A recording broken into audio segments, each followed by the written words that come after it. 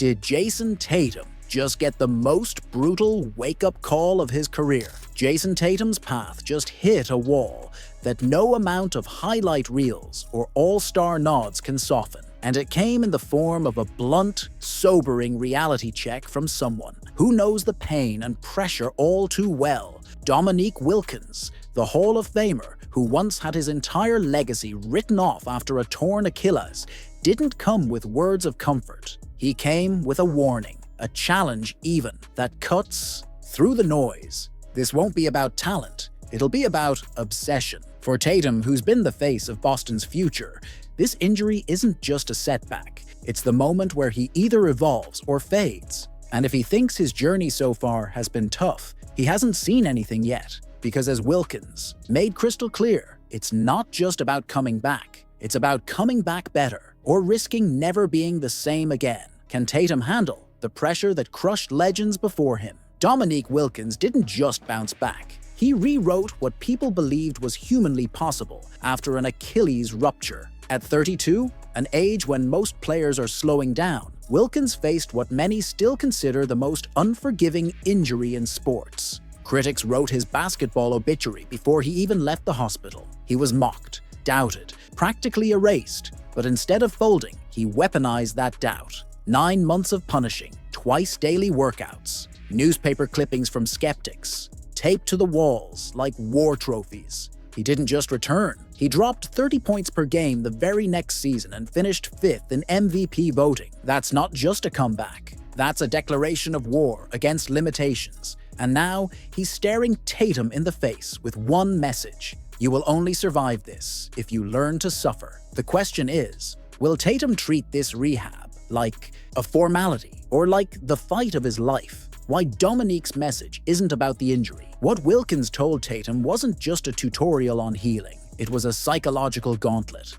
Because when you blow your Achilles, you're not just fixing a tendon, you're rebuilding your very identity as an athlete. And Wilkins made that clear. He's got to learn how to walk again. That's not metaphor, that's reality. The muscles in Tatum's leg are going to deteriorate. His coordination will vanish. His explosiveness, gone. Unless he fights for it like it's his last breath. And all of this while the NBA doesn't pause, doesn't wait. Tatum's rehab isn't happening in a vacuum. It's happening while the league moves on, while younger players rise, and while Boston fans hold their breath. Even with the modern luxuries Tatum has, PRP, stem cells, high-tech recovery tools, Wilkins is blunt. None of that matters if you don't work. And not the work Tatum is used to. The grind ahead isn't glamorous. It's lonely, it's ugly, and it's make or break. Why is a former Defensive Player of the Year suddenly back in trade talks? There's a name swirling in the NBA trade circuit that shouldn't be ignored, but oddly, barely anyone's paying attention. While all eyes are glued to the blockbuster. Names with max contracts and flashy highlight reels, a quieter, more dangerous narrative is unfolding. Marcus Smart, yes, the 2022 Defensive Player of the Year, is being mentioned in serious trade rumors again. But why now? And more importantly, why are the Clippers circling back to him after initially ignoring his value? Something's brewing behind the scenes. While Drew Holiday might be the Celtics' current headline act, his contract alone, set to balloon past $30 million annually into his late 30s, is starting to look more like a ticking time bomb than a long-term asset. That's precisely why LA is hesitant to pull the trigger. They're hunting for value, grit, and playoff toughness, not just star power. And suddenly, Smart's name is on the table again. But there's a twist. This isn't just about basketball. It's about identity. Is Marcus Smart the missing piece for the Clippers' postseason push? Let's set something straight. Smart is not a consolation prize. In fact, his name might hold more weight in playoff locker rooms than a stat sheet can measure. After trading him in 2023, Boston shifted its emotional core, gambling that newer faces could replicate what Smart did for that franchise. Lead through chaos, hold superstars accountable, and anchor a defense with nothing but instinct and pure stubbornness. Now, a year later, the Clippers, who were just inches from breaking their playoff curse, are realizing what might have been missing. They don't need more shooters. They need someone willing to bleed for a stop. And despite injury setbacks since leaving Boston, Smart's impact when on the floor is still undeniable. His contract, manageable, his leadership, proven, his value in a Western Conference war where margins are razor thin, possibly the best-kept secret of this offseason. Could the Celtics regret letting go of their emotional leader? While it's easy to measure points per game, it's impossible to calculate what Marcus Smart meant in the huddle. The Celtics moved on. They upgraded. They retooled. But there's an elephant in the room. Can a team win ugly without a player like Smart? That's the question the Clippers might be answering for them. While Holiday's arrival gave Boston a layer of poise and experience, his age and salary trajectory make him a short-term bet. Meanwhile, Smart, though bruised and battered, represents something Boston now lacks: chaos control under pressure. Why is no one talking about this NBA rookie's silent war?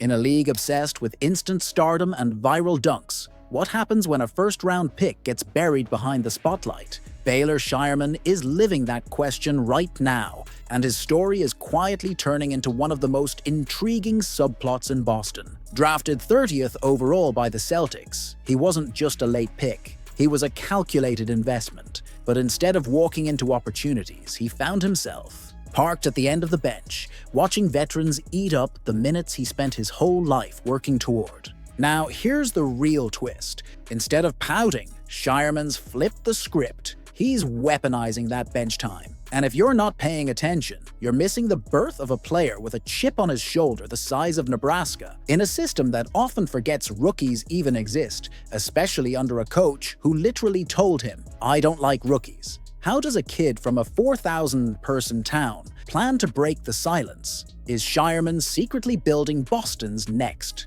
rotation weapon? He's not just working out. He's recalibrating. Shireman returned home after Boston's early playoff exit. But this wasn't some vacation.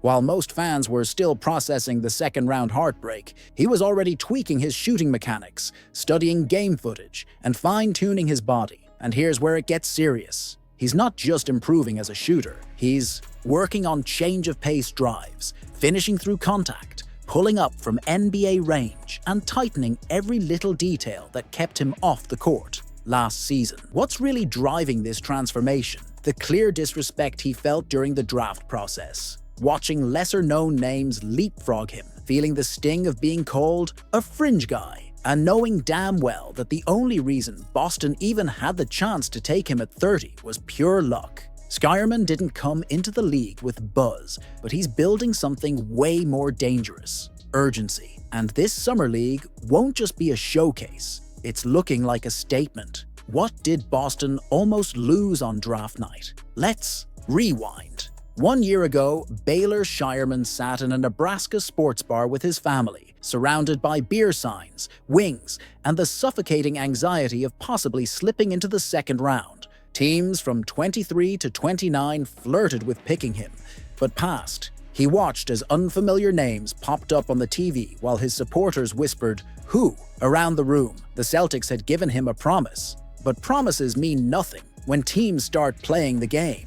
Is Boston already regretting the Porzingis gamble? Why trading him might blow up in their face? Boston's front office might be sitting on a ticking time bomb, and the clock is louder than ever. While fans are still digesting the playoff disappointment, a much deeper and more delicate problem is unfolding behind the scenes. The future of Kristaps Porzingis. At first glance, unloading a player with a $30.7 million expiring contract seems like a straightforward salary cap play. But there's a catch, and it's way messier than the headlines are letting on. The Celtics aren't just trying to move Porzingis for strategic flexibility. They need to. The second apron of the NBA's new CBA isn't just a nuisance. It's a fiscal buzzsaw that forces tough choices, even for contenders. And with Jayson Tatum facing a possible season-long absence, Boston's championship timeline is in flux. Trading Porzingis could be the first domino in a much larger, uncomfortable reset,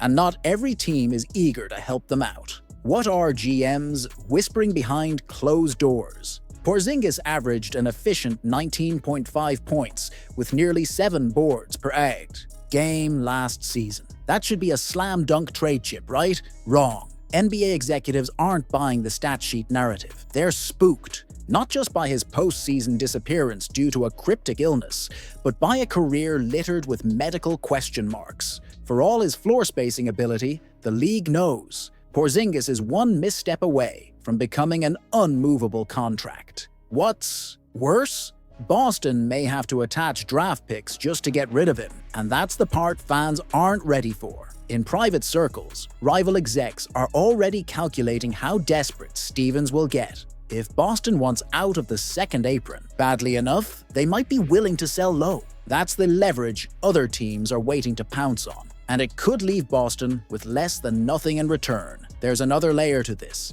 The Celtics aren't just making cap space, they're bracing for turbulence. With Tatum's health hanging over the next season like a storm cloud, and Jaylen Brown still the most polarizing max contract player in the league, Porzingis' situation could be a preview of bigger moves coming. Boston can't afford to stand still, not financially and not competitively. But if trading Porzingis means giving up future picks and absorbing risk, it raises a brutal question. Is Boston all in on this core? Or are they preparing for a soft reset disguised as financial housekeeping? Because if the front office is willing to bleed assets just to dump salary, what does that say about their long-term confidence in this roster?